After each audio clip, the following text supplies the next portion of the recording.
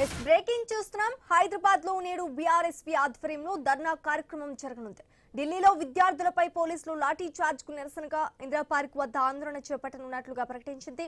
ఈ కార్యక్రమానికి BRS working president KTR హాజరు కానున్నారు. విద్యార్థులకు సంఘీభావంగా తన పుట్టినరోజు వేడుకలకు దూరంగా ఉన్నట్లుగా కేటీఆర్ ఇప్పటికే ప్రకటించారు. నీట్ పేపర్ లీక్ పై అంశాలపై విద్యార్థుల సమస్యలను ప్రభుత్వం పరిష్కరించాలని డిమాండ్ చేస్తూ బీఆర్ఎస్వి ఈ నిరసనకు పిలుపునిచ్చింది.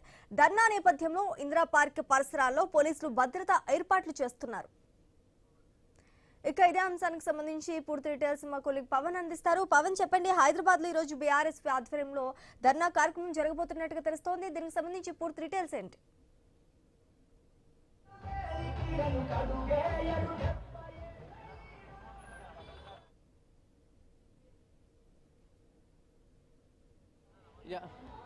Thank you Sreeja. ప్రస్తుతం మనం ధర్నా చౌక్లో ఉన్నాం. గత కొన్ని రోజులుగా అయితే నీట్ పేపర్ లీక్ ఇష్యూ పైన దేశవ్యాప్తంగా చర్చనీయాంశంగా మారింది. ఒకవైపు విద్యార్థులపైన లాఠీ చార్జ్ విషయం కూడా చాలామంది నేతలు, ఒకవైపు సెలబ్రిటీస్ కూడా స్పందించిన వైనం మనం గత 2-3 రోజులుగా చూస్తున్నాం. ఇదే అంశం పైన ప్రతిపక్షాలు కూడా అటు వివిధ రాష్ట్రాలలో ఆందోళన చేపట్టడం జరిగింది. మొన్న కాంగ్రెస్ ఒకవైపు ఆందోళన చేపట్టింది. ఈరోజు బీఆర్ఎస్వి నేతృత్వంలో ప్రస్తుతం ధర్నా చౌక్లో ఒక సంఘీభావ సభ పెట్టడం జరిగింది. ఆ సంఘీభావ సభకు బీఆర్ఎస్కి సంబంధించిన తెలంగాణ ఉమ్మడి జిల్లాల కమిటీలు పూర్తి స్థాయిలో ధర్నా చౌక్కు చేరుకొని అక్కడ అయితే జంతర్ మంతర్లో విద్యార్థులపై జరిగిన లాఠీ దాడి విషయంలో సంఘీభావం తెలియజేయాలనే అంశంతో కూడా విద్యార్థులు చాలామంది ఇక్కడ రావడం జరిగింది. దీనికి ఈ సంఘీభావ సభకు కేటీఆర్ని కూడా ఆహ్వానించడం జరిగింది. ప్రస్తుతం మనం చూసుకోవచ్చు ధర్నా చౌక్లో బీఆర్ఎస్కి సంబంధించిన నేతలు, బీఆర్ఎస్ సంబంధించిన నేతలు కూడా ధర్నా చౌక్ చేరుకోవడం జరిగింది. ఇప్పటికే ఇంకా రాబోతున్న అంశం కూడా మనకు కనిపిస్తుంది. అయితే ఇక్కడ మరీ ముఖ్యంగా ఈరోజు కేటీఆర్ బర్త్డే సందర్భంగా బర్త్డే ఉంది. సో ఆ బర్త్డేని కూడా పూర్తి స్థాయిలో ఆ సెలబ్రేషన్స్ క్యాన్సిల్ చేసుకుని మన విద్యార్థులకు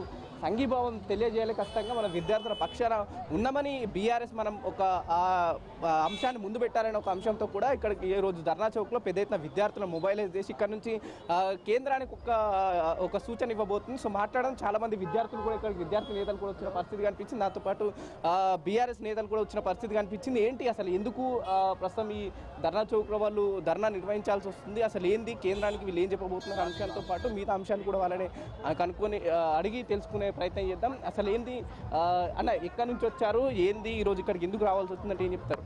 హుజూర్ నగర్ నుంచి వచ్చినాం అన్న. కేటీఆర్ గారు వస్తారని చెప్పేసి ఉద్దేశంతో వచ్చినాం.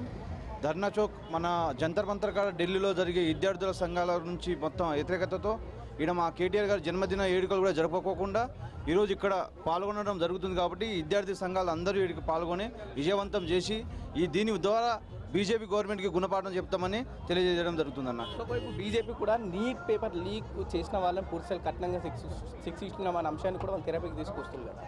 అవునన్న, వాళ్ళే చేసిరు కదా. ఉన్న విద్యాశాఖ మినిస్టర్ ధర్మేంద్ర ప్రధాన్ ఇప్పుడు ఆయన రాజీనామా చేస్తే ఏమైంది? ఆయనే కదా మెయిన్ ముద్ద ఇక్కడ జరుగుతుంది. విద్యార్థుల మీద అంత అవగాహన లేని మినిస్టర్ ఉండి వాళ్ళు నీట్ పేపర్ 2 సార్లు లీక్ అవ్వడం ద్వారా ఎంత నష్టం పోయి ఉంటారు ఒక్కొక్క విద్యార్థులు. దీని మీద స్పందించడం అవసరం లేదా ప్రధానమంత్రి గారికి? ఇట్లా చూస్తారు కదా కొన్ని రోజులుగా విద్యార్థుల పైన ఒకవైపు జంతర్ మంతర్లో లాఠీ దాడి కావచ్చు, లేకపోతే కేంద్ర ప్రభుత్వం తీసుకున్న నిర్ణయాల విషయంలో ఏం చెప్తారు? కేంద్ర ప్రభుత్వం వెంటనే ధర్మేంద్ర ప్రధాన్ రాజీనామా చేయాలి. ఇది మొండి వైఖరి సరికాదు. ఢిల్లీ విద్యార్థులకు మద్దతుగా ఈ రాష్ట్రం నుంచి కేటీఆర్ గారి ఆధ్వర్యంలో ధర్నా నిర్వహిస్తున్నాం. కేటీఆర్ గారు ఆయన బర్త్డే కూడా దూరంగా ఉన్నారు. దీని గురించే విద్యార్థులకు ఖచ్చితంగా బీఆర్ఎస్ పార్టీ మద్దతు ఉంటుంది. మనతో పాటు మాజీ కార్పొరేషన్ చైర్మన్ రవి గారు ఉన్నారు, మాట్లాడదాం. అన్న, ఏంటి విద్యార్థుల విషయంలో కేంద్ర ప్రభుత్వం చేస్తున్న నిర్ణయాన్ని, లేకపోతే అక్కడ జరిగిన లాఠీ ఛార్జ్ని మీరు ఎట్లా చూస్తారు? అసలు భారతదేశంలో మెడ మీద తలకాయ ఉన్నోడు, బుద్ధి జ్ఞానం ఉన్నోడు ఎవడన్నా దాన్ని సమర్థిస్తున్నాడా? కేంద్ర ప్రభుత్వం చేసినటువంటి దాన్ని 3 సంవత్సరాలుగా వరుసగా నీటు మెడికల్ అడ్మిషన్లకు సంబంధించి పేపర్ లీక్ అవుతున్నది. రద్దయింది. 25 లక్షల మంది పిల్లలు రోడ్డున పడ్డారు. ఒక 20-25 మంది ఆందోళన చెంది ఆత్మహత్య చేసుకున్నారు. దానికి ఒక సమర్థవంతమైన వ్యవస్థను ఏర్పాటు చేయండి. బాధ్యులైనటువంటి మంత్రిని ధర్మేంద్ర ప్రధాన్ కఠినంగా చర్యలు తీసుకోవాలి. విద్యార్థులు, యువకులు రాజకీయాల రహితంగా దేశ రాజధానులు ఆందోళన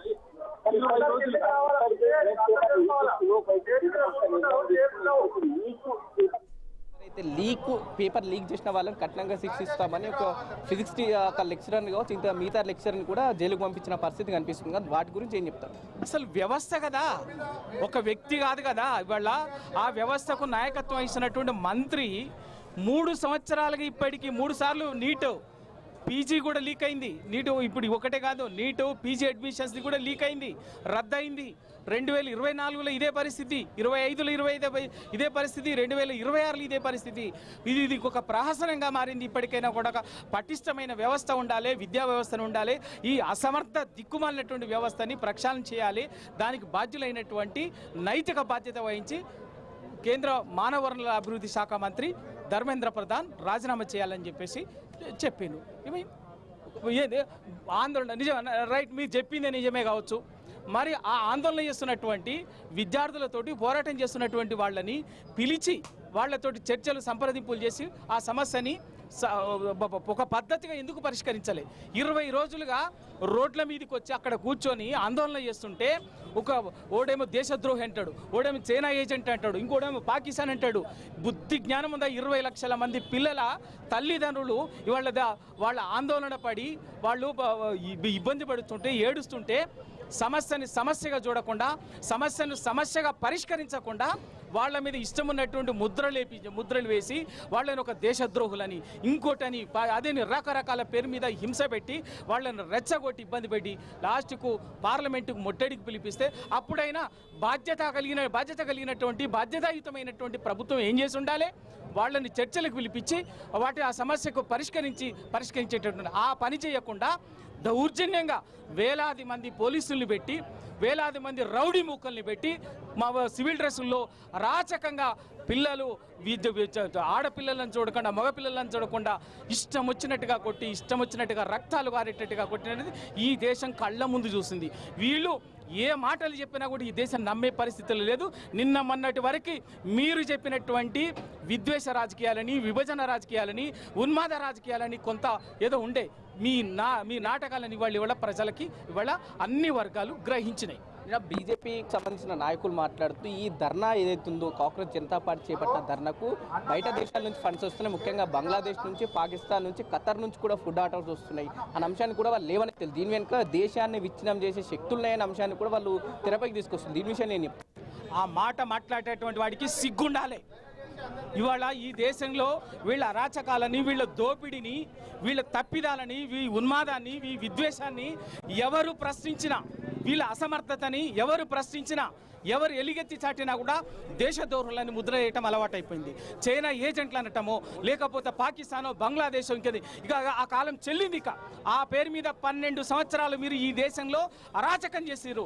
ఈ 12 సంవత్సరాలు అదే పేరు మీద ఈ దేశాన్ని ఇష్టానుసారంగా దేశ వనరులని, సహజ సంపదని మీకు ఇష్టం ఉన్నటువంటి వాళ్ళకి అప్పనంగా అడ్డంగా అమ్మినా కూడా ఈ దేశం మౌనంగా ఉంది మీరు చెప్పినటువంటిది. ఇక మీ నాటకాలు, మీ మాటలు, మీ విభజన రాజకీయాలు దేనికోసం అనేది వాళ్ళ ఈ దేశ సమాజం అర్థం చేసుకున్నది. పిల్లలు అయినా కూడా మీరు అంత లాఠీ దెబ్బలు ఒక్కొక్కరిని ఒంటరి చేసి వీపులు పాల్గొడుతున్నా కూడా ఏ ఒక్క విద్యార్థి కూడా వాళ్ళు భరించినరే తప్ప మీ మీద తిరగబడలే. అయినా కూడా భరించి వాళ్ళు ఈ దేశానికి చెప్పాల్సినటువంటి సందేశాన్ని చెప్పిండ్రు. అందుకే ఇవాళ భారతదేశంలో అన్ని వర్గాలు ఇవాళ వాస్తవాన్ని గ్రహించింది. మీ విద్వేష రాజకీయాలని, మీ దొంగ రాజకీయాలని, మీ ముసుగు రాజకీయాలని ఇవాళ ఈ దేశ సమాజం అర్థం చేసుకుంది. కాబట్టే మీరు మళ్ళీ కొత్త నాటకాలకు తెరలేపుతున్నారు. మనతో పాటు BRS party senior leader Pavan Goud గారు ఉన్నారు. ఏంటి ఎట్లా చూస్తారు? గత కొన్ని రోజులుగా విద్యార్థుల విషయం దేశవ్యాప్తంగా చర్చనీయాంశంగా మారింది. ఒకవైపు బీజేపీకి సంబంధించి నాయకులు కూడా కొన్ని ఆరోపణలు చేయడం జరుగుతుంది. ఈ విషయం పైన మీరు ఏం కామెంట్ చేస్తారు?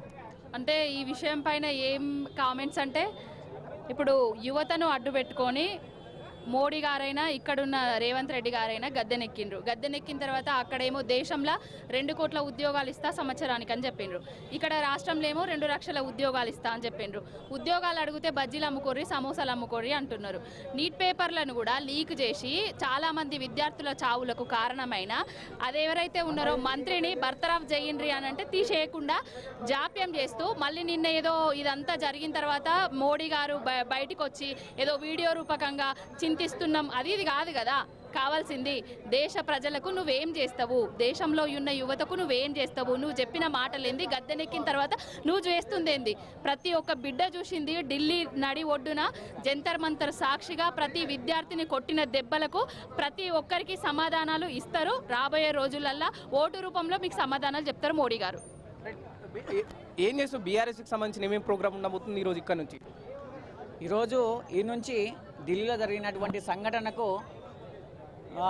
మద్దతుగా ఇక్కడ బీఆర్ఎస్ విద్యార్థి ఆధ్వర్యంలో అదేవిధంగా ఇక్కడ కేటీఆర్ గారు వస్తూ ఉన్నారు. ఎందుకంటే అక్కడ ఢిల్లీలో ఏం చేసిండు మోడీ గారు, ఆయన ప్రభుత్వం వచ్చే ముందు సంవత్సరానికి 2 కోట్ల ఉద్యోగాలు ఇస్తున్నాడు. ఉద్యోగాలు ఇచ్చడం మోసం చేసిండు. అక్కడ మళ్ళీ ఏం సంవత్సరం ఇప్పటి వరకు 84 పేపర్లు లీక్ అయినాయి.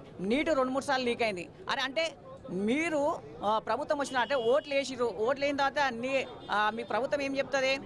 మంచి పరిపాలనలో ఉద్యోగులకు మంచి నీటు నిర్వహించాలి, విద్యార్థుల భవిష్యత్తు మంచిగా ఉండాలని చెప్తుంది. కానీ ఈరోజు నీటు లీక్ చేయడం వల్ల విద్యార్థుల 25 లక్షల మంది విద్యార్థులు రోడ్ల పాలు అవుతారు. ఈరోజు 21,000 మంది ఏమంటారు 21 మంది ఈరోజు చనిపోయారు. ఎవరు బాధ్యులు? అంటే మీ ఇష్టానికి పేపర్ లీక్ చేసి మీకు సంబంధించిన వాళ్ళకు పేపర్ పత్రాలు ఇచ్చుకుంటారా?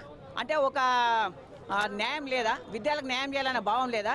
ఈరోజు మీరు ప్రభుత్వం వచ్చిన తర్వాత మీరు ఇట్లా తప్పు చేసిర్రు ఏమంటారు, నీటు లీక్ అయిన తర్వాత మేము ఎంక్వైరీ చేస్తాం, రీ ఎగ్జామ్ పెడతాం. అంటే ఈరోజు ప్రభుత్వం ఏర్పడ్డది బీజేపీ ప్రభుత్వము, బీజేపీ ఇట్లా ఫ్రాడ్ చేసి దొంగ ఓటుతో గెలిచింది.